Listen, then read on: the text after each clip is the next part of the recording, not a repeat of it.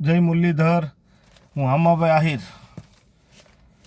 મિત્રો, આજના વિડીયોમાં આપણે વાત કરવી છે રાજકોટના બહુ ચર્ચિત કેસની. યાર, હવે તો માનો કે જગદીશ બાંગરવા સાહેબે કોઈને ગુપ્તાંગમાં પેટ્રોલ નથી નાખ્યું. મને એવું લાગી રહ્યું છે કે જગદીશ બાંગરવા સાહેબને ફસાવવામાં કોઈ રાજ રમત રમી રહ્યું છે. સુરેશ વડેસાનો આરોપ છે કે એને ગુપ્તાંગમાં પેટ્રોલ નાખ્યું. મેડિકલ રિપોર્ટ નોર્મલ આવ્યો. તો સુરેશ વડેસાએ એવું કીધું કે મારા કોઈ સેમ્પલ લીધા નથી, મારો કોઈ મેડિકલ રિપોર્ટ કર્યો નથી, તો મેડિકલ રિપોર્ટ નોર્મલ ક્યાંથી આવે? જિગ્નેશભાઈ મેવાણીનું પણ એવું જ કહેવાનું છે. તો મિત્રો, આમાં તમને કોઈ સાચું નહીં બતાવે. હવે આની અંદર ઘણી બધી ન્યૂઝ ચેનલે પ્રોપર તપાસ કરીને રિપોર્ટ બહાર પાડ્યો છે, અને એ રિપોર્ટ હું તમને સંભળાવું અને તમને એમ થશે કે આમાં ભાઈ તમારી વાત સાચી છે. બરાબર કે જિગ્નેશભાઈ મેવાણી જ્યારે મળવા આવે છે ત્યારે વિડીયો ઉતારે છે, ત્યારે એ સુરેશભાઈ વડેસા એવું કહે છે કે હું જગદીશભાઈ બાંગરવાને ઓળખું, બીજા કોઈને ઓળખતો નથી, ભાડે ઓળખી જાઓ, આવું કહે છે, વિડીયોમાં બતાવે છે. તો એના પછી જ્યારે ખાનગી ફરિયાદ નોંધાય છે, કોર્ટમાં ફરિયાદ નોંધાય છે, એમાં સામે આવે છે કે ક્રાઇમ બ્રાન્ચની ઓફિસે 3જા માળે જગદીશ બાંગરવા સાહેબ, PI ML Damor, PSI AN Parmar અને BV સુડાસમા અને અન્ય પોલીસ કર્મીઓએ માર્યો. તો ઓળખતા નહોતા, તો આ નામ ક્યાંથી આવી ગયા? પહેલો મુદ્દો.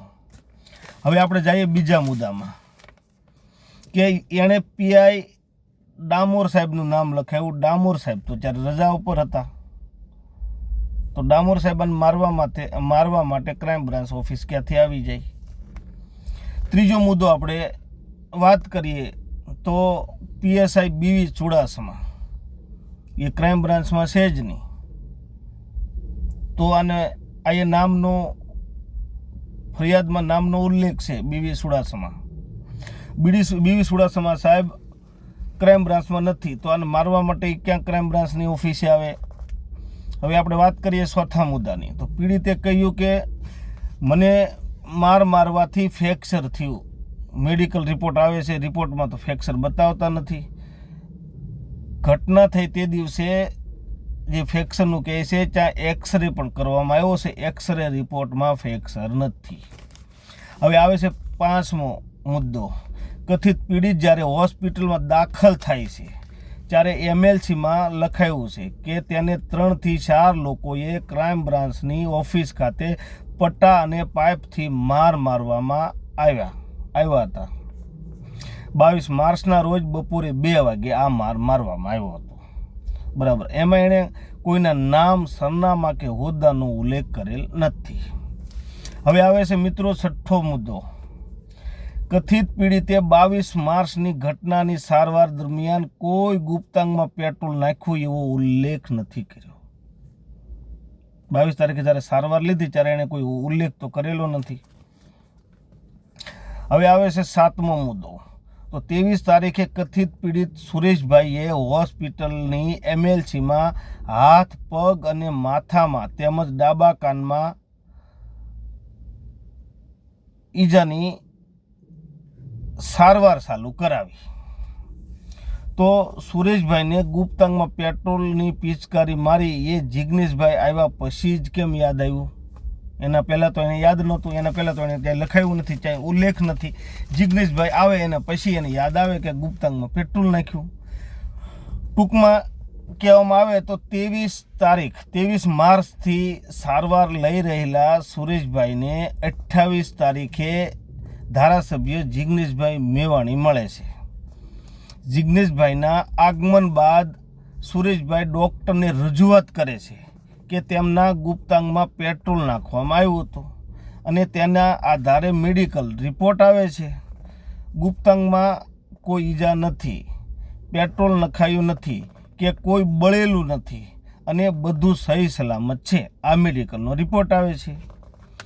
હવે આની અંદર આપણે થોડા ઊંડા ઉતરીએ તો આપણને સવાલ થાય કે કથિત પીડિતે જણાવ્યું છે કે ડૉક્ટર કહે કે 24 કલાક બાદ રિપોર્ટમાં આવું બધું ન આવે, તો કેમ ગુપ્તાંગ જેવા સેન્સિટિવ પાર્ટમાં પેટ્રોલ જેવા જલદ પદાર્થ નાખવામાં આવે છતાં પણ શું પેટ્રોલ ઉડી જતું હશે? આપણને આવો એક પ્રશ્ન થાય. હવે વાત કરીએ તો બીજા આરોપની, કે જગદીશ બાંગરવા સાહેબ ઉપર આરોપ લાગેલા છે કે ભાઈ આરોપીને ત્યાં ક્રાઇમ બ્રાન્ચની ઓફિસે એકાબીજાને મુખ મિથુન જેવું ગંદુ કામ કરાવવામાં આવે છે. તો એના નામની સ્પષ્ટતા કરવી જોઈએ. એ કોણ છે, એનું નામ શું છે, એની પણ સ્પષ્ટતા કરવી જોઈએ. એની કોઈ સ્પષ્ટતા છે નહીં, નામની કોઈ સ્પષ્ટતા નથી. હવે આના આધારે મને એવું લાગે છે કે મેડિકલ રિપોર્ટ પણ આવી ગયા અને કથિત સુરેશભાઈ પીડિતને જિજ્ઞેશભાઈના આગમન બાદ આવું બધું યાદ આવે છે. તો ચાલો મિત્રો, આજના વિડીયોમાં આટલું જ. જે પણ મારી પાસે રિપોર્ટ હતા, જે રિપોર્ટમાં જે પણ હતું એ મેં આપના સુધી પહોંચાડ્યું. ઓકે, જય શ્રી કૃષ્ણ, જય મુરલીધર.